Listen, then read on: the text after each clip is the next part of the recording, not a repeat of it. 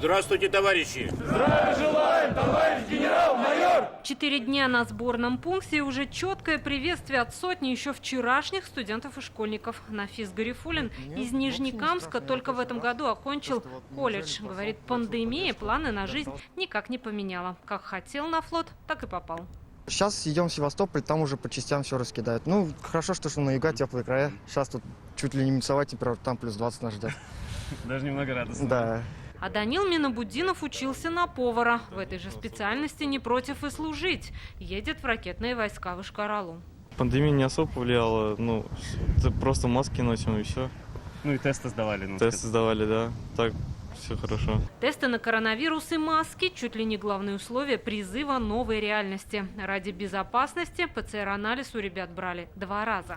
Делается ПЦР на местах в районах, и здесь тестирование тестами Министерства обороны, которым мы обеспечены полностью. Кстати, полностью обеспечены и всем медицинским имуществом, масками, перчатками.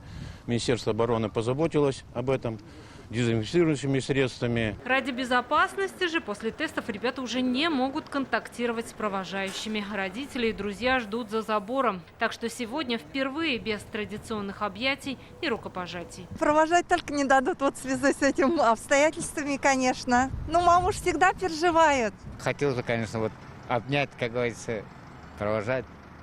Вот чтобы это увидеть как-то и все. В таких же условиях в эту осеннюю кампанию на службу отправится 3000 ребят из республики. Елена Веселова, Салават Мухаммадуллин, Игорь Романов, ТНВ, Казань. Наша рука помощи вашему бизнесу. Антикризисные предложения. Телефон 843 5 705 100. Көтелмәгән кунак көттүреп кенә интернет челтәрләренә дә килеп җитте. Хәзер бу фильмның барлык серияларын ТНВ.ру сайтында карап була.